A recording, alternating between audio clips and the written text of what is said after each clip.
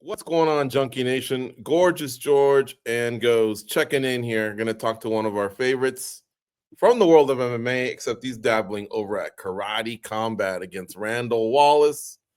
Lorenz, what happened, man? We'll talk about the fight coming up. It's actually right around the corner in Miami, Florida. Yeah, Hey, we like Karate Combat. It's exciting, but it are is. you retired from MMA or is this just a side project? Nah, this is just a little thing to just keep me busy. Not retired. Not retired. I'm gonna kind of see how this fight goes. Sorry, guys. Um, no, but we'll see. Yeah, no. If that just still probably doesn't make any sense, but I'm gonna kind of see how this fight goes. But So I'm in. I signed a contract, but I am able to get out of it if we don't like it. Were you having trouble either staying with PFL or moving on from PFL? What's your official status there? Done. Just bad business on their part. Okay. And as far as the UFC, have you tried to connect with them? Is that somewhere where you'd like to go back? When you're not doing Karate Combat? Yeah, we'll see. I mean, I don't know what's up with them. I know that we tried talking to them when I first went free agent, but maybe they just weren't that much interested in the situation. So we kind of just like, all right, well, we just kind of moved on from it. Okay. Well, perhaps you can talk to them again. But for now, let's focus on Karate Combat. Yeah. And it's not exclusive deal either. So it's they're we worked out a contract to where it was a pretty cool contract. Like I'm able to go do things outside of Karate Combat. So it was pretty good. Are you excited about it, or was it just a paycheck? I'm excited about it, because it's a new look for me. Yeah. And it's fun. I'm not gonna sit here and be like, oh yeah, I've been watching it for since the fruition of it. But when I'm seeing clips and things like that, and the atmosphere of it, when if you're right there on the little embankment, how the Yeah. platform works. There's people right there. They're right there. So it's a different look that you can't experience in an MMA fight, right? Because you have the cage, then you have the space, and then you have officials or announcers or whatever, and then you have more space, and then you got the cage. I mean, then you got your seats, right? But this is like if you wanted to, you could probably high five somebody who's fighting. Kind of reminds you of them days you used to get down at Castle Park, probably, right? Down the Riverside. No, I never fought at Castle Park. Wednesday nights, though. It's the only place I could think of. I think the Mission Inn is too glitzy for a street fight. All right. And did you consult with anyone? Like we've seen Luke Rockhold there. We've seen Sam Alvey there. Did you happen to, holler at anyone just to kind of feel it out and say, hey, look, what do you all think? Because it does sound like it's down your alley, man. No, no, I didn't. Well, I talked with Stephen Thompson a little bit about it because he's commentated for them before. So I talked to him about it a little bit, and it seemed like a good opportunity to do it, and as long as I wasn't restricted to being exclusive with that promotion, then it was something that was feasible for me. So I was, why not? So he kind of endorsed it to you pretty easily then.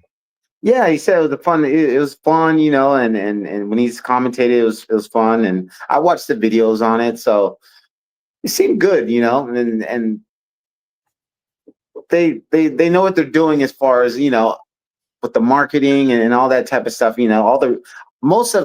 All the Karate Combat that I've seen is off TikTok. It's off of like me just scrolling, not looking for Karate Combat. It just gets shoved down my feed. So it's like I'm not looking it up, and it's just popping up for me. So I mean, if it's doing that for me, I'm pretty sure it's doing that for a lot of people. But it's because whatever they're doing with these clips, and sharing them. I don't know. Hey, Lorenz, is it like in a way a good thing training wise? Because we've heard people that have done that, or that have done like bare knuckle, that have said just kind of removing the MMA part on your body, the training has actually kind of helped them, almost like a rebirth of sorts. No, because I mean, I was still doing like jujitsu and stuff like that just to get like my sweats in, but no, I don't think it didn't. I was still training the same. I don't think nothing really changed for me.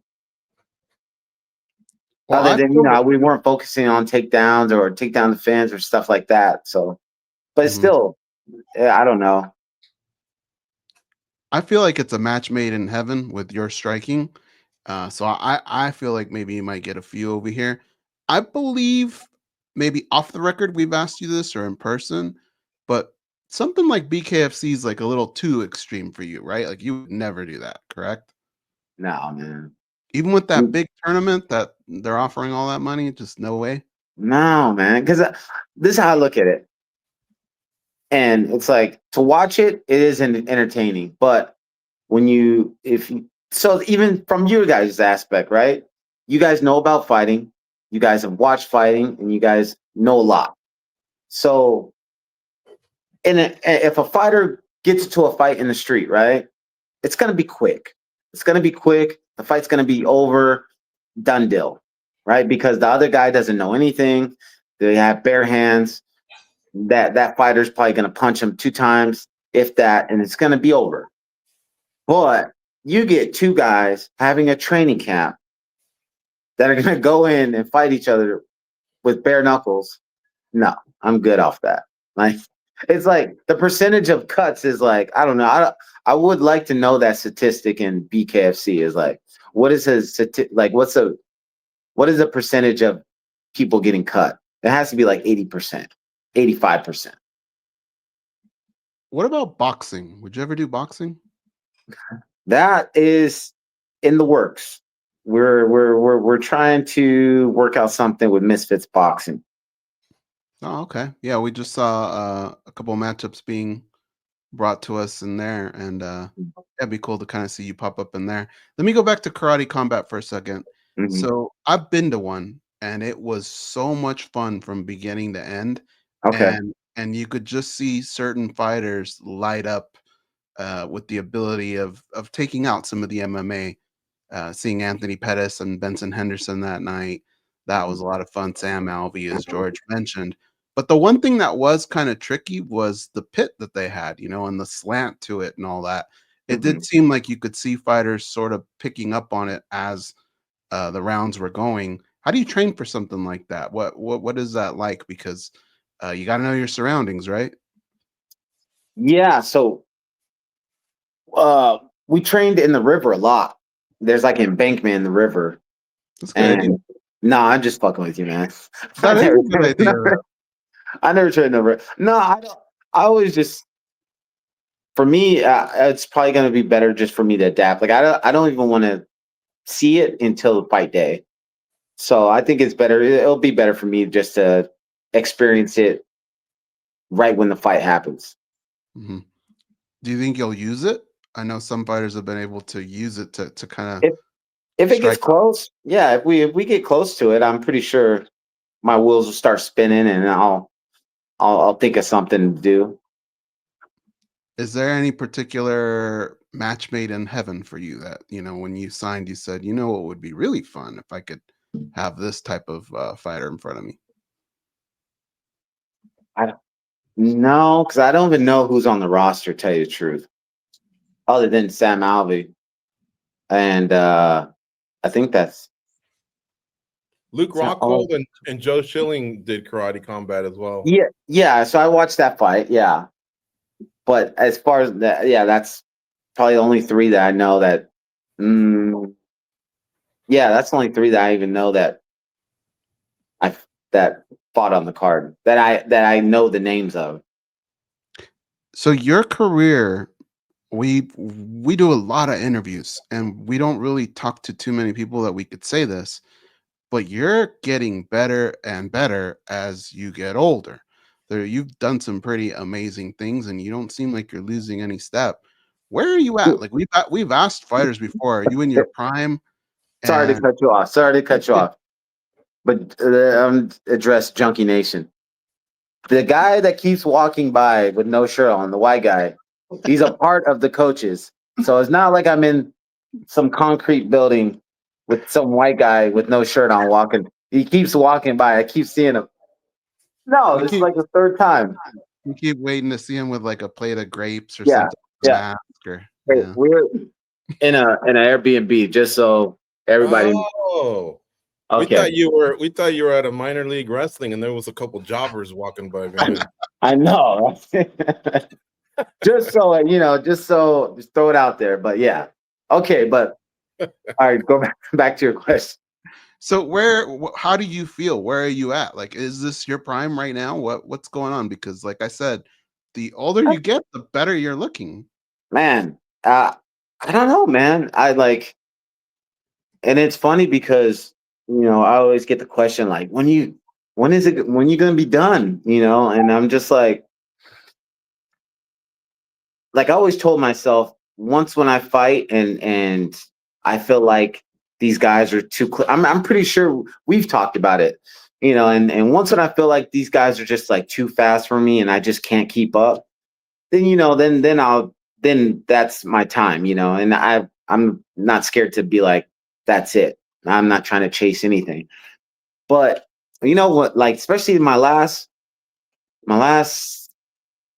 3 fights have been like young killers, and I'm sparking those guys, and I don't feel like, oh, this guy is way too fast for me.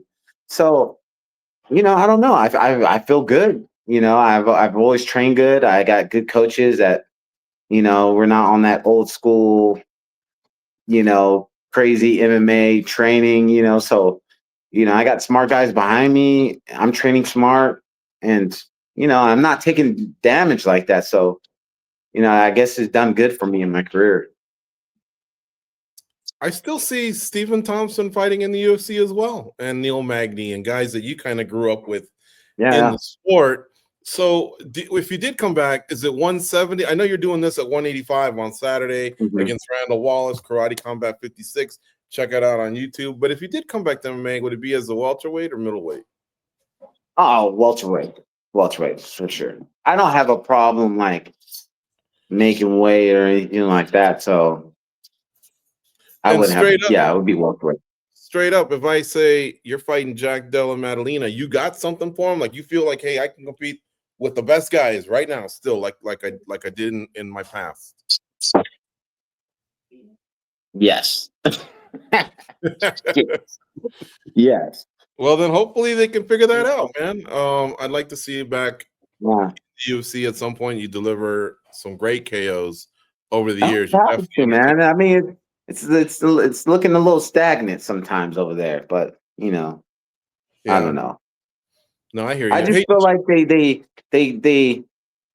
I mean, I don't know if it's like a business move or what, but I just think that they probably just focus a lot on the contender guys. They get these guys new into the organization. They probably match them up against the older fighters, and trim all that fat off the books, from paying, from pay and stuff. I don't know. It's probably a lot of things. Who am I? I don't know. I know that you went to Bellator and they pay well. Did they not just, they don't want to pay you what you made at Bellator? I mean, maybe that's too nosy of a question, but no, I just think that I don't know if they just weren't interested in maybe an older fighter, or I don't know. It's kind of, I don't know. I truthfully don't know. But you don't wish I did. Like an older fighter. You're like Benjamin Button. It's the weirdest thing. Did you keep in touch with Ben Rothwell after our military trip? No, I have never. Over at Bareknuckle, by the way. Oh no. So yeah, I've watched him fight at Bareknuckle for sure. I wonder if you ever would reconsider that. Like if the UFC door does remain closed. Bareknuckle? Yeah. No, you're crazy. Okay. No. That's crazy. That's like, no. All right, on the way out, we joked about Castle Park. We joked about that earlier. If I can guess where you may have had a street fight, give me 3 guesses. Will you tell me the story of the street fight? Yeah. Oh, okay. I mean, I'm probably trying to think of like, yeah. Okay. Tyler Mall. Ever had one there? Never. LA Fair. LA County Fair. Oh, LA County Fair. That's in Pomona, right? Yeah. No, never. Damn, I got 1 guess left. Pachanga. Never. Damn. See? Well, you and Tank Abbott, you guys organize those underground pit fightings things or what? I mean, no. I mean, when I was younger, we had this thing called Wednesday nights. That was like all downtown. It was pretty much like a big farmers fair kind of, but it happened like every Wednesday. They would block off downtown. Specifically to fight? No. It's just like, it's just like hangout. Kids came there to hang and meet all the, so, we had stuff there, or even if we went out downtown, I guess most of it's downtown. We used to have the Orange Blossom too. And the Orange Blossom Fair. So and that was all of downtown Riverside. And I got into some little scraps there too. So yeah. Yeah, since we're already there, just tell us one. Share a good story. I'm trying to think of a good one. I don't know. Okay. I'll give you a funny one. It was fun. We're at this place called Crescent Jewel, and a buddy of mine was getting into it with a big group of guys. And anyway, he came outside, and I had this guy in my line of fire. I was like, if this guy jumps, I'm gonna head kick him. So this was and another dude, but you got your eye on another homie, not his opponent. Yeah. I'm. You know how these guys have these looks like, oh, once my boy punches, I'm jumping in. So in my head, I was like, I got you. Okay. Yeah. So in my head, I was like, I'm gonna head kick this dude, and once when he moves, I'm throwing it. I was already lined up, leg was already like not back, but my angle was great. It was gonna just fly. Yeah. Mind you, we're drinking, we're out, and right there it goes. Doesn't he almost describe it like Shawn Michaels, where he kind of like stamps his toe, like a bull ready to just attack?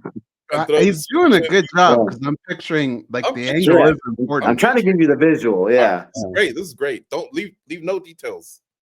So the first part is embarrassing. The guy, my buddy swings on the guy. His buddy makes the move. I throw the kick. My pants are low. This is years and years and years and years and years ago. Okay, my pants are low. This kick probably comes up to his belly button because of my pants. I wasn't like sagging crazy, but it was just I had fitted. I didn't have baggy pants. I had like fitted, like straight leg pants. Anyway, long story short, my legs it couldn't get up that high. I thought in my head I was gonna get to the head. It was like a little bit above the belly button. Missed him completely. Turned around, I was like, oh, and then it was over. But I don't know if that was even funny or not. But the kick in my head was like, it was funny because I pictured that foot landing right on the chin, and it didn't even go up that high. It was just like. And you followed it up with a hook and you knocked him out? Yeah, I was a little straight and finished it. How did the rest of the fight go? How did it go between your buddy and that guy, the other guy? Nothing crazy, just a little bah, bah, bah, bah, and then everybody came in and broke it up, and then that type of thing. That's funny. Nothing too exciting, man. All right, we'll take. I don't condone street fights. If you're street fighting out there, don't do it. It's not worth it. You'll have to show us what that kick looked like one day. Oh man, that will never happen again. I promise you that. I'm at that older age where the pants or shorts are like at the right level, so it's gonna get you. All right, man. Thanks for sharing that. Always good to catch up with you. Good luck with the fight coming up here on the 19th in Miami against Randall Wallace, Karate Combat 56, folks. Check it out on YouTube. Thanks, Lorenz. Check it out. We'll check you out soon, man. Appreciate it. All right, Junkie Nation, what's up?